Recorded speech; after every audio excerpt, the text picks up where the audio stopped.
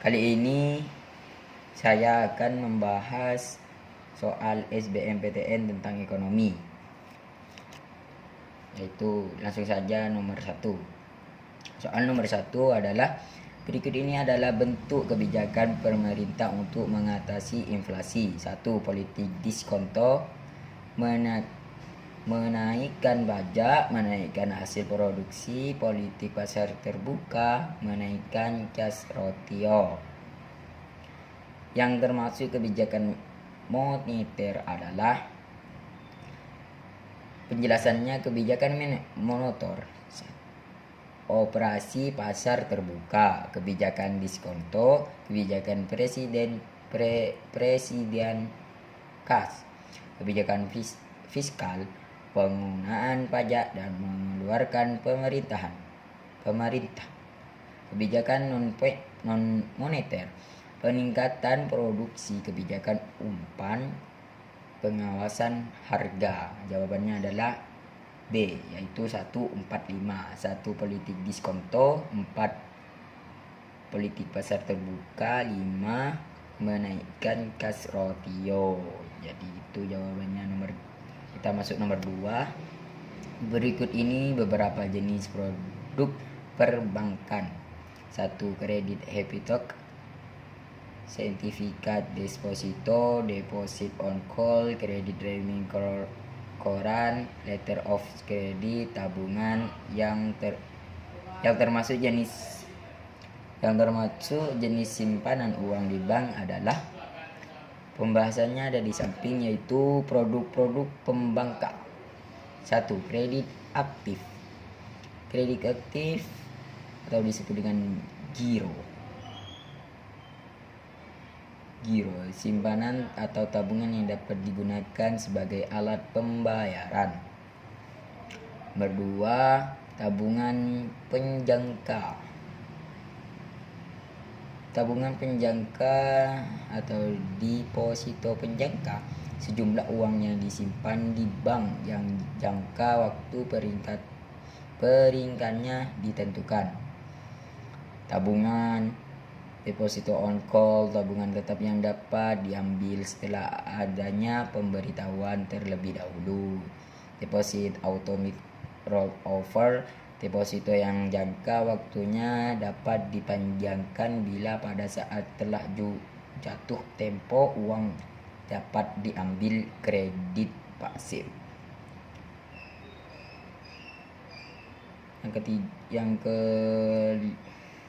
Yaitu kredit rekening koran, kredit yang dibutuhkan sesuai dengan kebutuhan barang. Kredit aset atau letter of credit, kredit yang diberikan dengan cara mendatangi aset atau wesel. Kredit dengan jaminan surat-surat berharga, yaitu jawabannya di sini D, yaitu 2, 3 dan 6. 2. Sertifikat deposito, 3. Deposit on call, 6. Tabungan. Itu nomor 4. Berikut ini beberapa tugas bank. Tugas bank yaitu mengawasi kebijakan bank umum, mengatur sirkulasi uang dalam negeri, melakukan giro dan inkasso sebagai banker bank. 5. Pencetak uang agar uang tetap tersedia. Yang termasuk fungsi utama bank sentral adalah,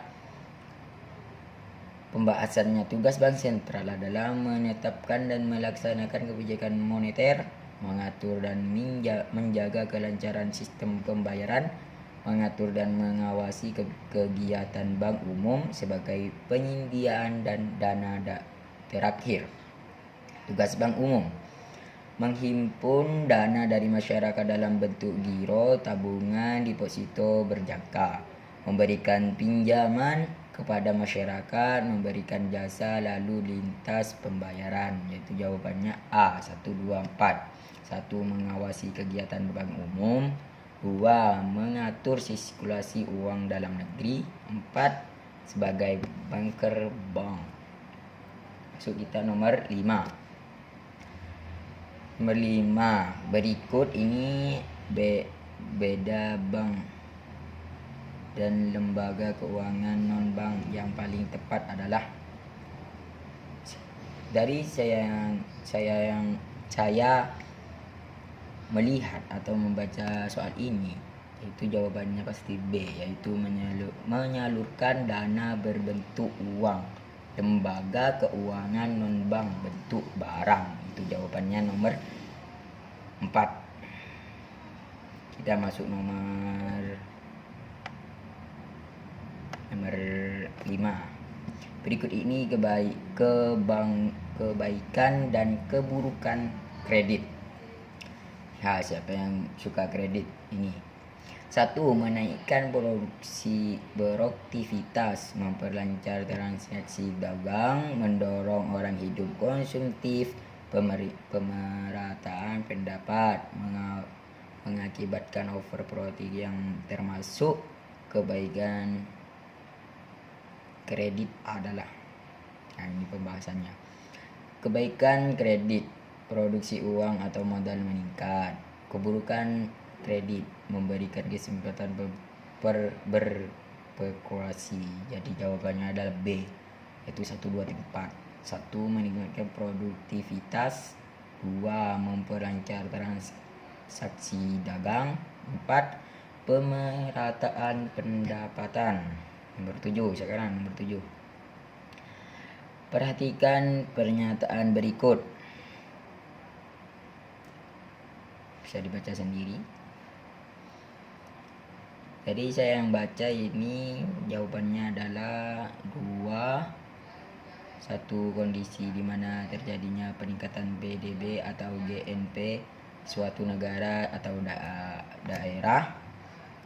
Lalu 3. Kenaikan PDB atau GNP tidak disertai penghitungan persentase pertumbuhan penduduk. Dan nomor 5. Apabila persentase suatu jadi jawabannya adalah D. Kita masuk ke nomor 7. Nomor 7 ini hitung, tapi saya sudah menghitung. Jawabannya adalah 2.500, yaitu suatu negara memiliki data perhitungan pendapatan nasional dalam juta rupiah sebagai berikut. Gaji karyawan 20.000, konsumsi masyarakat 25.000, laba usaha 7.500, sewa tanah 17.800, konsumsi pemerintahan 68.500, investasi 55.000, bunga modal 27.200, hasil tambang 62.000, ekspor 23.500, impor 25.000. Besarnya pendapatan nasional dengan menggunakan pendagangan pendapatan dalam juta rupiah sebagai. Itu saya sudah menjawab, yaitu B. Kita masuk ke nomor 9. Nomor 9 ini sudah dijawab sama saya. Data BPS pada bulan Februari 2017 menunjukkan 131.055 juta penduduk Indonesia adalah angka kerja. Jumlah penduduk yang bekerja 124,57 juta orang. Jumlah pengangguran terbuka 7 juta. Dan tingkat partisipasi angkatan kerja TPAK sebagai 69,2%. Berdasar data tersebut, tingkat pengangguran terbuka TPT sebesar A, yaitu 5,32. Masuk ke soal nomor 8. Nomor 9. Berikut ini adalah hal-hal yang dapat menyebabkan timbulnya inflasi kecuali di sini adalah D.